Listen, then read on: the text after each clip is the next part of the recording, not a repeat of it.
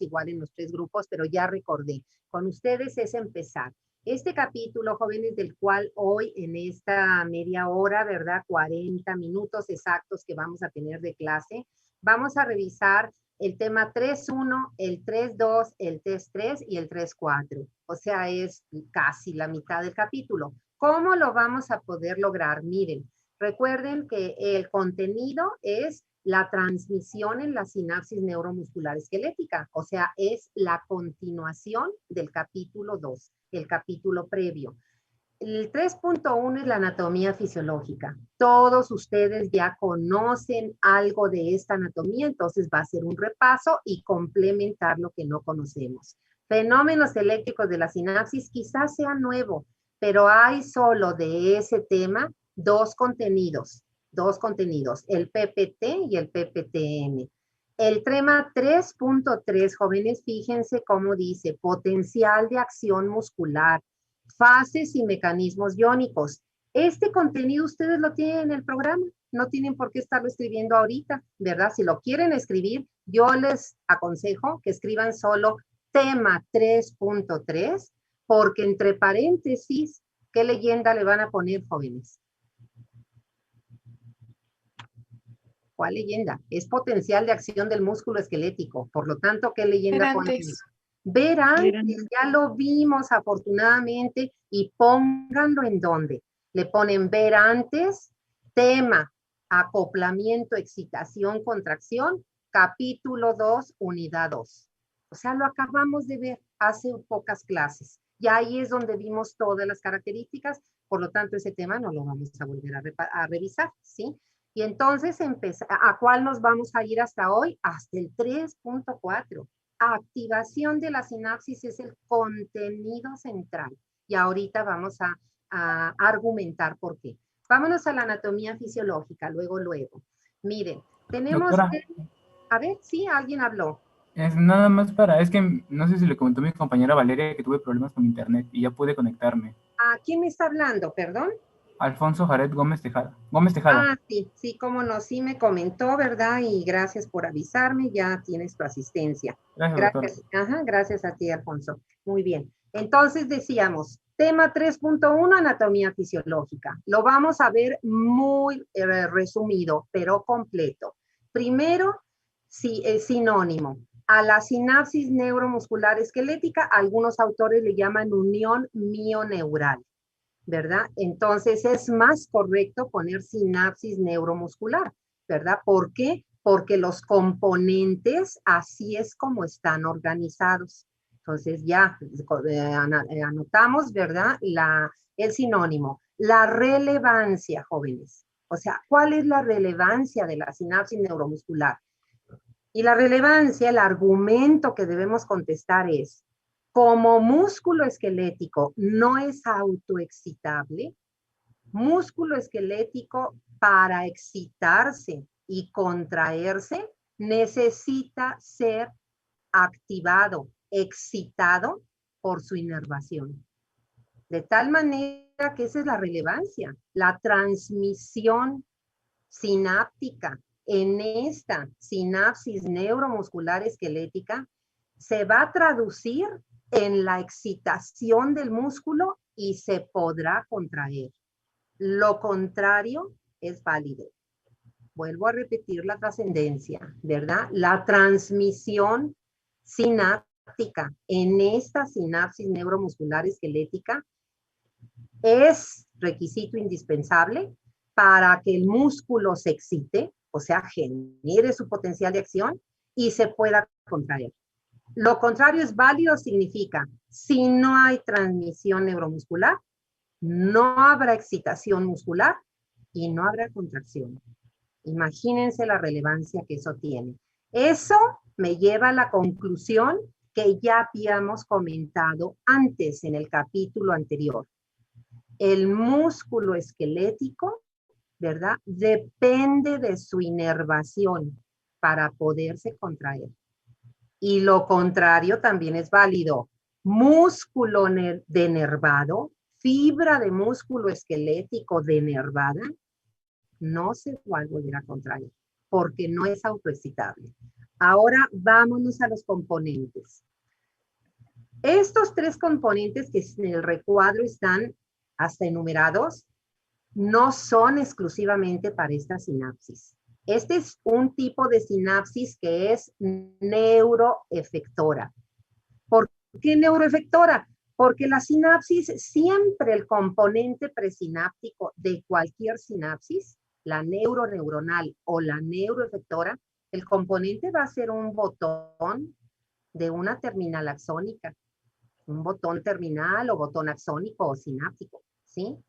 Y el componente posináptico, pues siempre va a ser o una neurona, y entonces la sinapsis es neuroneuronal. Esas las vamos a ver en la unidad 3, ya la que empezamos ahora en enero. Y en este caso, pues obviamente que el componente posináptico es la fibra del músculo esquelético, es el efector. Entonces la sinapsis neuromuscular esquelética es una sinapsis neuroefectora. Ahora, vamos a ver ya específicamente quién es el componente presináptico. El componente presináptico son los botones sinápticos o axónicos de las motoneuronas.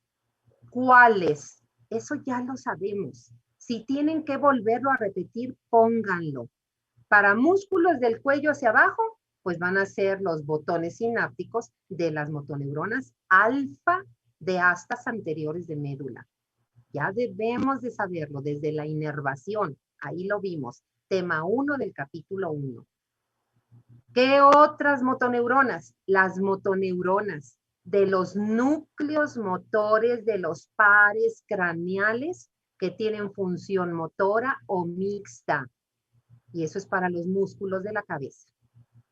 Ahí pueden ponerle tema 1.1, capítulo, tema 2.1, capítulo 2 de esta unidad. La anatomía fisiológica del músculo esquelético. Entonces, vuelvo a repetir. Componente presináptico son los botones. Los botones, obviamente, axónicos, sinápticos, terminales, como queramos llamarles correcto, de las motoneuronas. Y ya especificamos cuáles, para que no lo digamos así como que una poesía que no le damos significado. ¿En dónde las tenemos y qué motoneuronas son? Bueno, fíjense, cada componente, jóvenes, tenemos que remarcar, tenemos que especificar qué partes de ese componente son fundamentales. Todo es importante, pero ¿qué es fundamental para su función? Y entonces vamos a empezar. Viendo esta figura es de Guyton, es el capítulo 7, es la figura 1. Ahí lo pueden ver en su PDF. Fíjense. Primero, los botones están rodeados del neurilema. Acuérdense que el neurilema es la membrana de las neuronas, la membrana celular. Entonces tienen el neurilema. Y en el neurilema de los botones, jóvenes, vamos a poner que hay 3 tipos de canales que son básicos para que haya transmisión en la sinapsis. Entonces, en el neurilema hay 3 tipos de canales. 1, canales de sodio con compuertas de voltaje. Obviamente estos canales se necesitan para que cuando el potencial de acción llegue a los botones pueda haber la difusión del sodio y los botones se depolaricen. 2, canales de potasio con compuerta de voltaje. Ya sé su función, es la misma que en cualquier parte de la neurona, para que ahora en la repolarización, habiéndose inactivado los de sodio, ahora estos se activen y el potasio pueda difundir y la célula se repolarice. Esto ya no tienen que escribirlo, ya lo vimos en la fisiología de la neurona en el capítulo 1 de esta unidad, ¿sí? Que no me acuerdo esto que está diciendo la maestra tan rápido, ponle ahí, ponle tema 1.2, ahí está, del capítulo 1. Del capítulo 1. Yo entiendo que a lo mejor no han podido estudiar mucho porque tienen muchos exámenes. Eso es cierto, yo lo acepto y lo comprendo. Bien, entonces repetimos. Dije 3 canales, ya llevamos el 2. 3, jóvenes. Y esta es la novedad. La novedad quiere decir que estos terceros canales solo están en el neurilema de los botones porque ahí es donde se ocupan. Y ponemos canales de calcio activados por voltaje. Claro, ustedes pueden estar viendo la figura igual que yo, pero yo les he dicho que Elsevier en este libro de Gaitan no tiene un buen dibujante. Entonces, pues no está nada de eso. Ahí no está, ¿verdad? No está puesto. Por lo tanto, vámonos, por ejemplo, a Gannon, y pues Gannon tampoco nos pone, ¿verdad? ¿Por qué no nos lo pone? Porque lo describe en el texto y porque da por asentado que ya lo sabemos. Vamos a ver si alguien más lo pone. Y entonces vamos a ver, bueno, aquí está Gannon.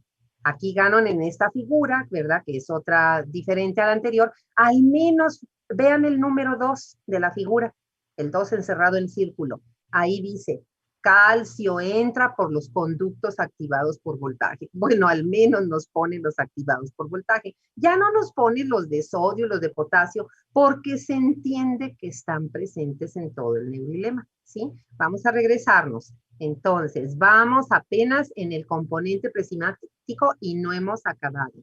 Concluyo los canales.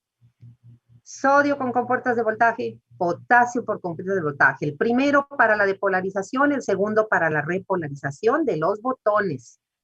Y el tercero, canales de calcio con compuertas de voltaje. ¿Para qué se va a ocupar la difusión del calcio ahí? Y pónganle de una vez, para iniciar el mecanismo de liberación de la acetilcolina o del neurotransmisor. El único neurotransmisor es la acetilcolina en esta sinapsis. Entonces, la difusión de calcio por estos canales, ¿verdad? Que se van a activar en la depolarización, se necesita para la liberación de la acetilcolina. Para eso se va a necesitar. ¿Cómo acabamos el neurilema? Jóvenes, lo vamos a acabar porque hay un cotransportador muy importante. Tampoco viene aquí, pero viene más adelante. A ver, se los busco para que lo vean de una vez, de una manera rápida. Ay, ¿dónde está el cotransportador? Aquí no. Aquí, miren, en esta figura. No vean todos los números. Vean solo el número 3. Ubiquen el 3. Ahí tiene un cuadrito de color azul u oscuro, depende cómo se vea su pantalla. Y ahí está el cotransportador. Está incompleto, pero el cotransportador es sodio-colina. Sodio-colina. Entonces, ese es un cotransportador, o sea, es un transporte activo secundario o acoplado al sodio. ¿Y qué hace ese cotransportador? Captura, hace que se transporte al interior de los botones sodio, pero junto con colina. Y la colina, jóvenes, si ya lo saben, qué bueno. Si no, lo van a aprender. Es uno de los 2 productos de hidrólisis de la acetilcolina. Esto lo vamos a ver al rato. Y se ocupa que la colina ingrese porque la mayor parte de la síntesis de la acetilcolina va a ocurrir en los botones. Entonces, no se adelanten tanto. Simplemente ahorita que estamos en el componente, pongan el cotransportador sodio-colina, ¿verdad? ¿Para qué va a participar? Pues pónganle ahí para capturar la colina al botón necesaria para la síntesis de acetilcolina. Y ya, con eso, ¿sí? Vámonos al espacio, el espacio o hendidura sináptica. Bueno, jóvenes, recuerden que es un espacio, pero no está vacío. Obviamente ahí están los elementos de lo que es la matriz extracelular, la lámina basal con sus fibras y líquido extracelular. Y en esta sinapsis hay además un componente importante que ahorita lo vamos a comentar. Resulta que este espacio, jóvenes, tiene la dimensión que tienen la inmensa mayoría. El 99% casi de todas nuestras sinapsis tienen un tamaño de separación entre el neurilema de botones y la membrana posináptica de 20 a 30 nanómetros. O su equivalente en angstrom. Y ustedes le van a poner el equivalente entre paréntesis. Al rato, ¿verdad? Muy bien. ¿Qué más hay en ese espacio o cuál es la función del espacio? Uno es hacer que esta sinapsis neuromuscular sea de tipo químico. de tipo químico. ¿Qué significa eso? ¿Hay otro tipo de sinapsis? Sí, jóvenes, pero no esta, no las neuroefectoras. En el encéfalo hay ciertas zonas donde hay sinapsis, esto es entre paréntesis, eléctricas.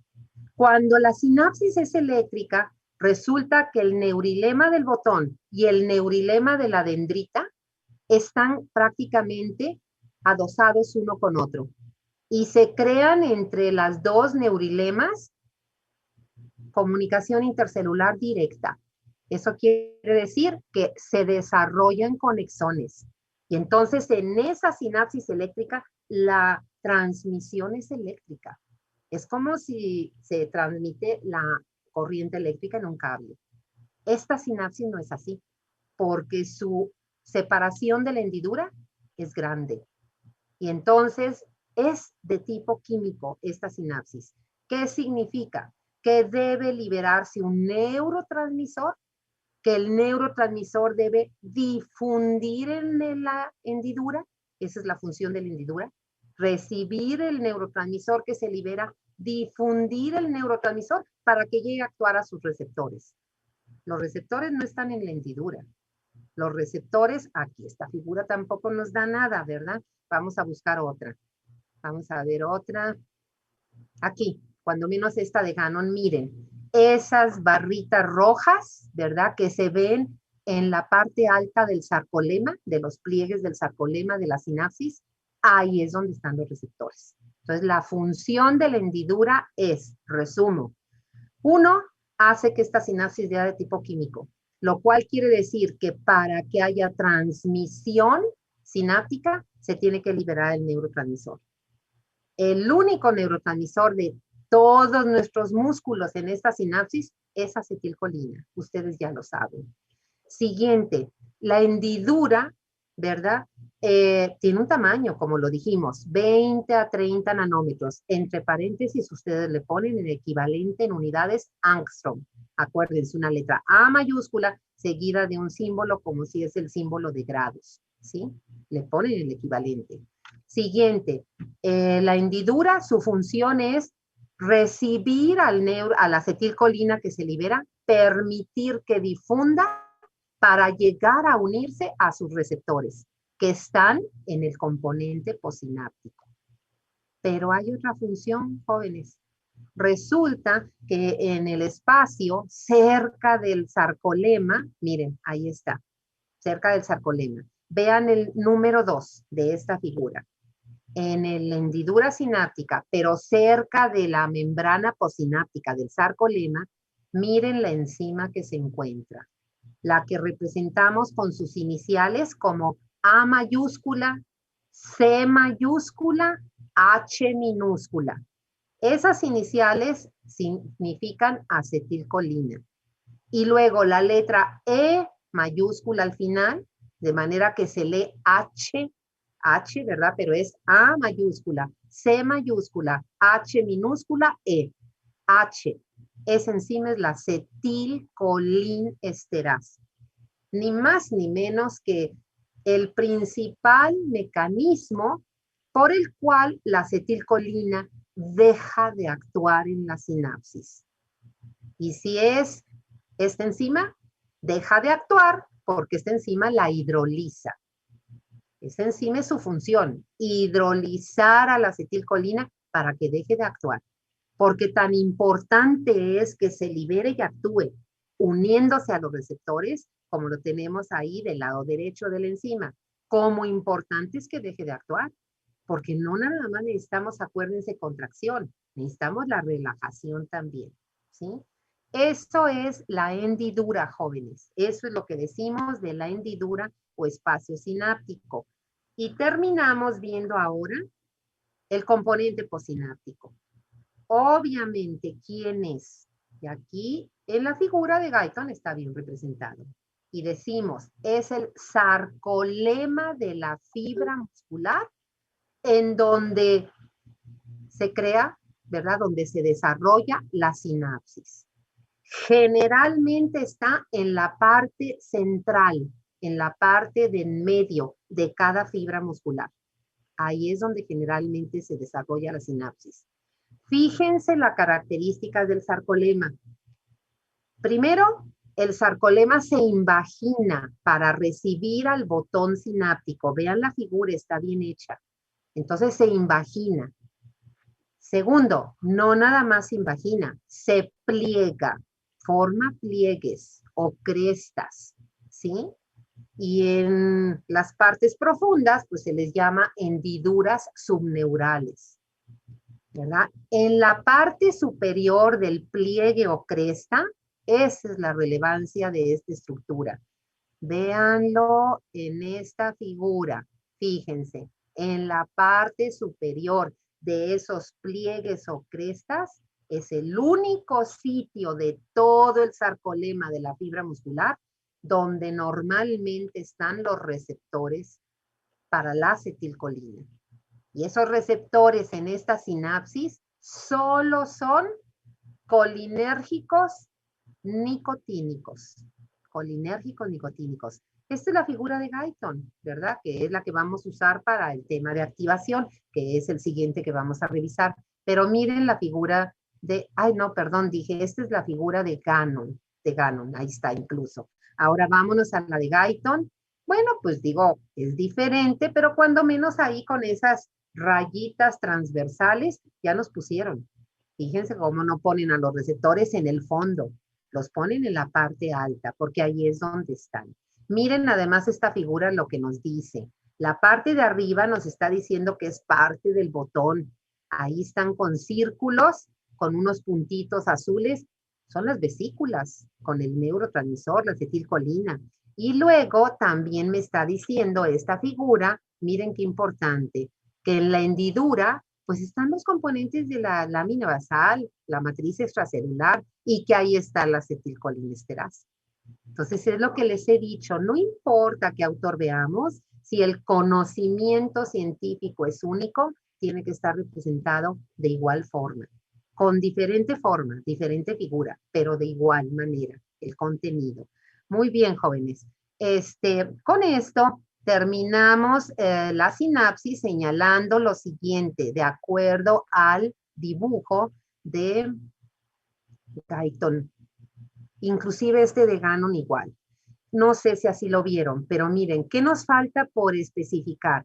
Que esta sinapsis la rodea al menos una o dos células de Schwann.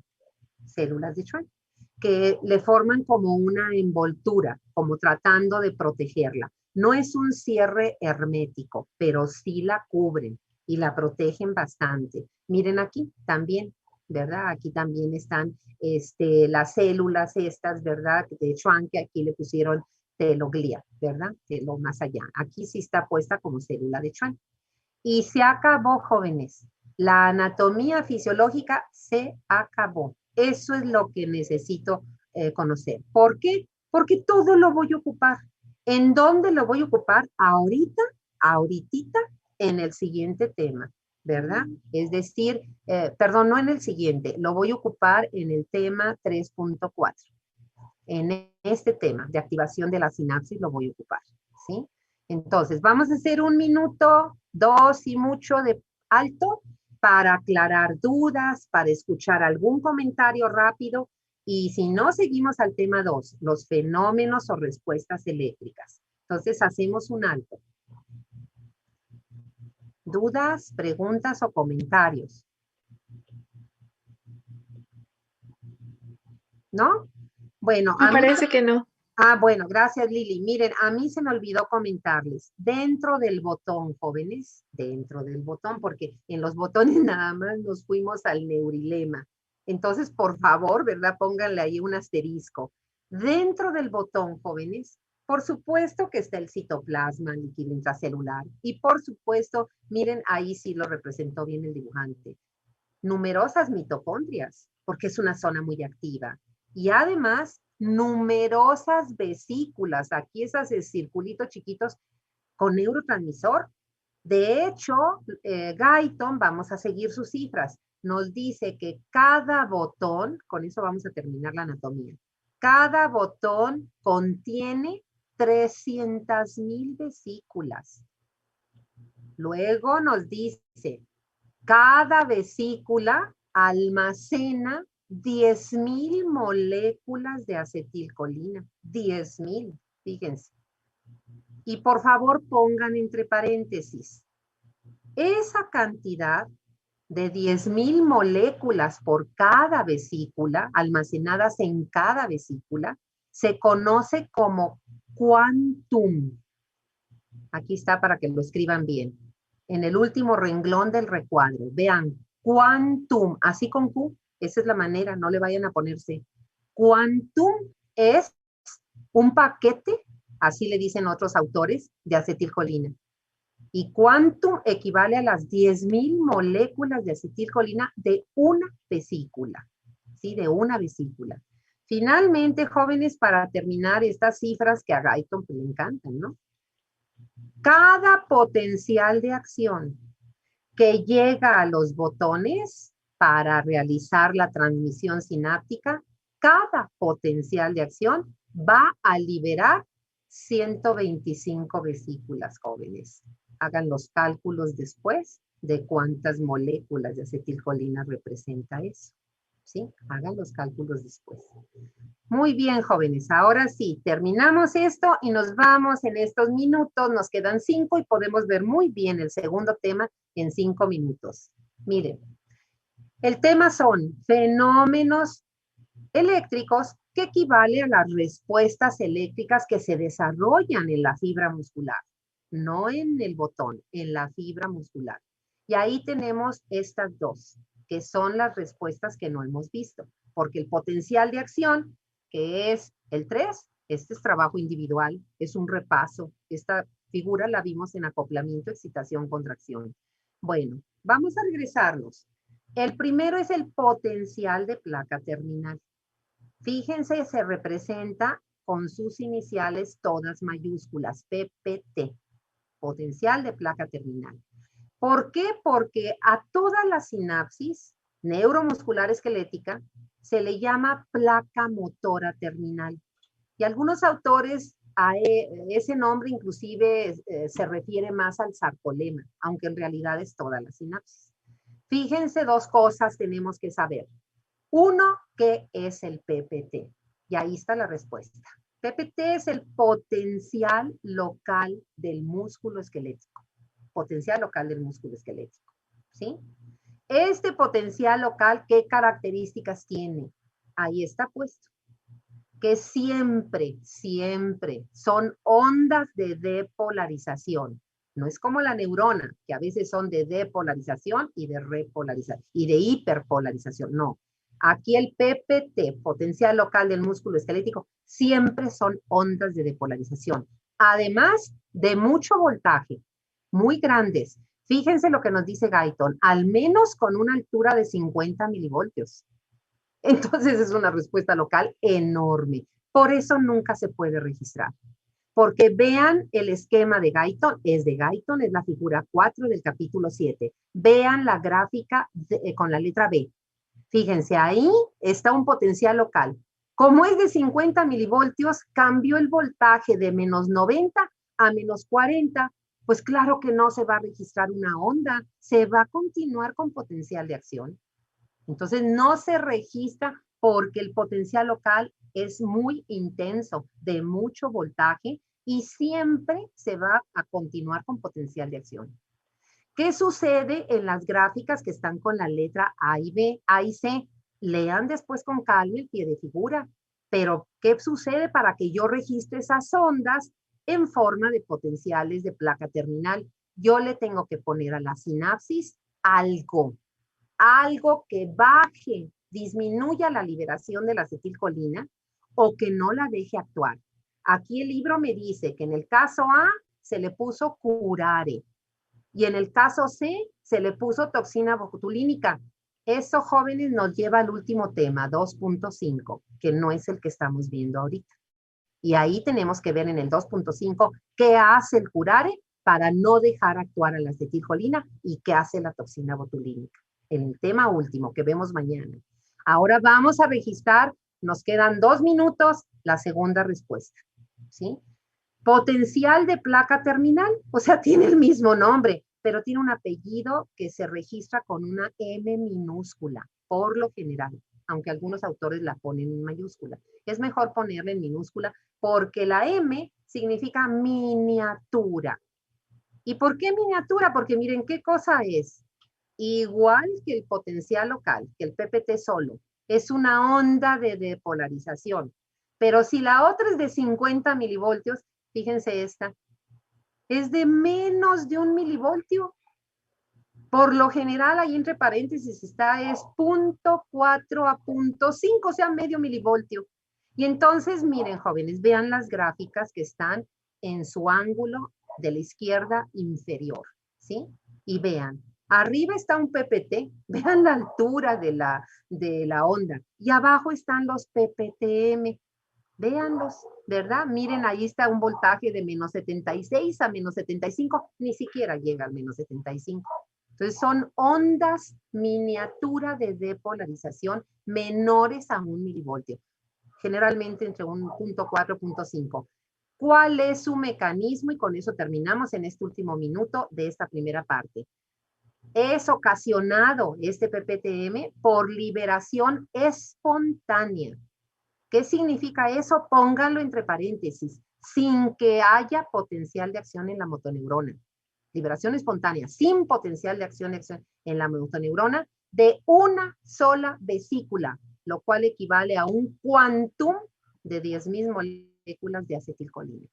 ¿Quién sabe, verdad, por qué se produce? Pero eso es típico de esta respuesta.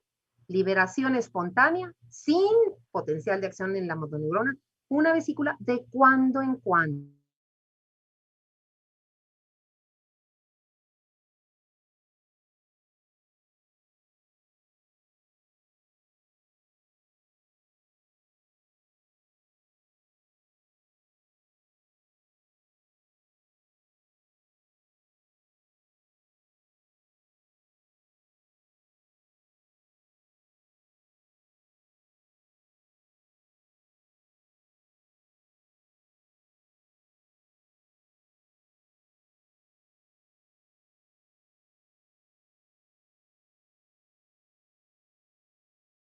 Dar un instante, ¿verdad? Para que puedan entrar sus compañeros, ya hasta la mayoría, y les voy a compartir pantalla. En estos últimos 9 minutos, porque acuérdense que hoy terminamos 10 minutos antes, para que ustedes recuperen su tranquilidad, para que se concentren, puedan tener buena conectividad y entren en su examen. Entonces les comparto pantalla. ¿Qué vamos a ver en estos últimos 9 minutos de esta clase de hoy? El tema 3.4. ¿Y por qué el 3.4 y por qué el 3.3 no? Porque ya lo explicamos, ¿verdad? Que ese 3.3 ya lo vimos en el capítulo anterior y por eso le tenemos que poner aquí, ¿verdad? En el tema 3.3, ahorita me regreso. Ay, perdón. En este tema 3.3, potencial de acción, fases, voltajes, mecanismos iónicos, le ponemos ver antes. ¿Dónde vimos? Es esta figura de Guyton. Es en el tema de acoplamiento, excitación, contracción. Y ahí vimos, miren, el potencial de acción. Ahí está su voltaje máximo de menos 90. Acuérdense que el rango es menos 80, menos 90. La depolarización que invierte el voltaje hasta alrededor de más 30, ¿verdad? Y luego disminuyen la repolarización, los mecanismos iónicos son los mismos que la neurona. Y la otra diferencia es la duración. Y acuérdense que dijimos, neurona es 1 milisegundo o menos. Músculo es un poco más prolongado o un mucho más prolongado, alrededor de 2 a 5 milisegundos, o le podemos decir más de 1 y hasta 5 milisegundos. ¿Para qué se ocupa en la neurona el potencial de acción? Lo estamos viendo ahorita. Para que haya transmisión sináptica mediante la liberación del neurotransmisor. Para eso se ocupa en la neurona. ¿Para qué se ocupa el potencial de acción en músculo? Y lo vimos con la gráfica de abajo, ¿verdad? Es el acoplamiento, excitación, contracción. Porque acuérdense que el potencial de acción, cuando se propaga en todo el sarcolema, al llegar al tubo T, acuérdense que ahí se va a dar el proceso que vimos. El receptor de DHP va a detectar el voltaje de la depolarización y en ese momento se comunica con el de rianodina y el de rianodina activa los canales de calcio de las cisternas y el calcio sale al citosol, aumenta la concentración de calcio y ahí inicia el mecanismo molecular de la contracción. Que ahorita no le entendí nada a esta maestra. No, ahorita no te apures, pues si estás nervioso por tu examen de medicina preventiva, ¿verdad? Pero ya tendrás tiempo, ¿verdad? De estudiar bien esto, que ya lo hemos trabajado en clases anteriores.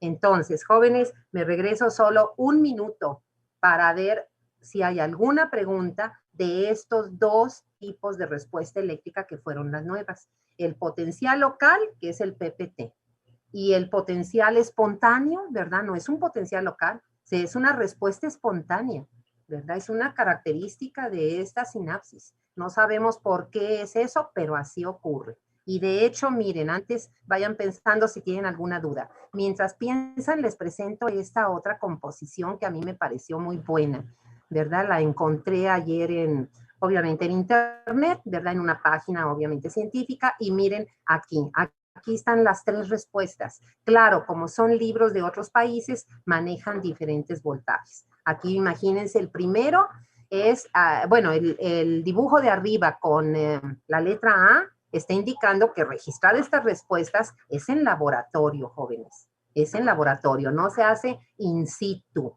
se hace in vitro en laboratorio. ¿Qué se tiene que hacer? Aislar la fibra muscular, ¿verdad? Y con su axón, su neurona, y luego tener un electrodo de registro para poder registrar la espiga en el osciloscopio de rayos catódicos. Y miren aquí, el voltaje de reposo está en menos 100, claro que no es hasta ese.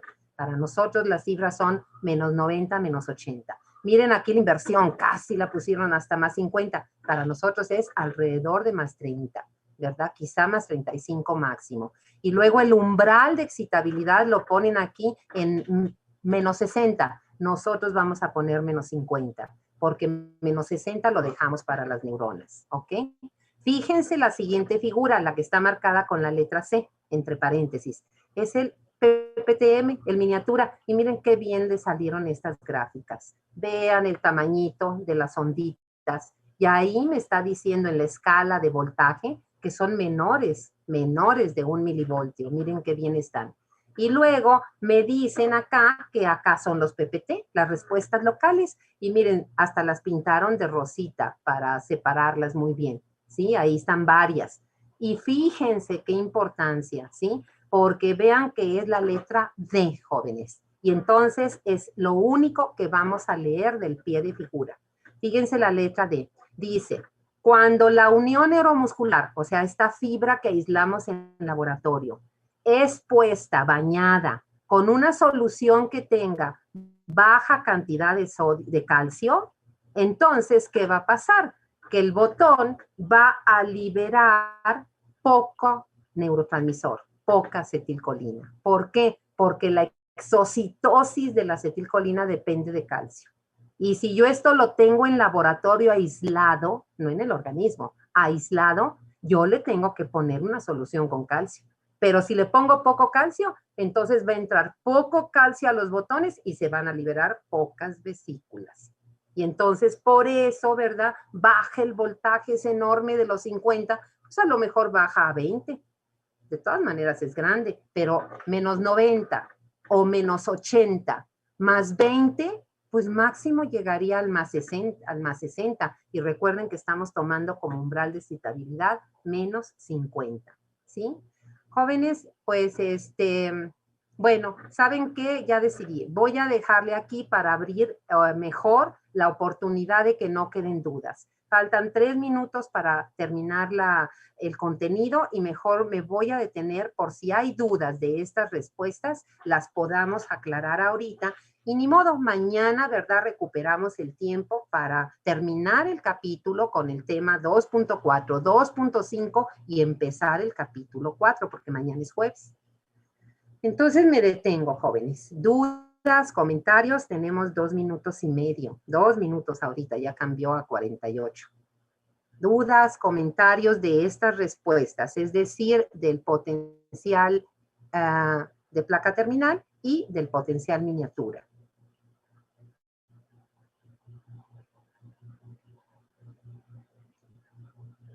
Creo que están muy estresados, ¿verdad? Y ya no quieren hablar. Muy bien, no se apuren. Yo los entiendo, ¿verdad? Sí, un examen siempre, siempre nos genera estrés. Por lo tanto, jóvenes, terminamos en 2 minutos la introducción. La introducción si alcanzamos a hacerla 2 minutos. Tema 3.4, activación de la sinapsis neuromuscular esquelética. ¿Cuál es el objetivo? La finalidad de esta activación es que haya transmisión sináptica de la motoneurona a la fibra del músculo esquelético para que se pueda contraer. Esa es su finalidad, ¿verdad? La activación de la sinapsis es para que ocurra transmisión sináptica y que el músculo sea excitado y se pueda contraer. Fíjense con qué vamos a terminar este último minuto, jóvenes. Por favor, no está en la gráfica y yo se los voy a dar en 1 minuto. Pongan como contenido mecanismo general de la contracción del músculo esquelético. Vuelvo a repetir, mecanismo general de la contracción del músculo esquelético. Y entonces ponemos, ¿verdad?, como contenido que se realiza en 3 o mediante 3 procesos, y los vamos a nombrar. Ocurren en orden cronológico, 3 procesos en orden cronológico. Primero, y el primero que van a poner es activación en la sinapsis neuromuscular, que es el único que no hemos visto. Por eso mañana lo tenemos que ver bien, ¿sí? Segundo, ponen acoplamiento, excitación, contracción. Acoplamiento, excitación, contracción. Y entre paréntesis le ponen ver antes. Ya lo vimos, ¿sí? Y tercero, con lo cual acabo, porque ya son las 12:50, acaba de cambiar a 51. Tercero, mecanismo molecular de la contracción. O sea, la teoría del deslizamiento de filamentos. Y ya lo vimos, jóvenes. Entonces, para entender completamente cómo es que el músculo esquelético se contrae para el movimiento voluntario, necesitamos este proceso que es el inicial. Que les vaya muy bien, jóvenes. Les doy un abrazo, ¿verdad? Obviamente, solidario para que les vaya muy bien en su examen. No se pongan nerviosos. Acuérdense que lo que saben, saben. Lo que no saben lo pueden deducir, ¿verdad? Y entonces, ¿para qué se van a preocupar de más? Hasta mañana. Nos vemos. Hasta mañana, cuídese mucho. Muchas gracias. Hasta luego.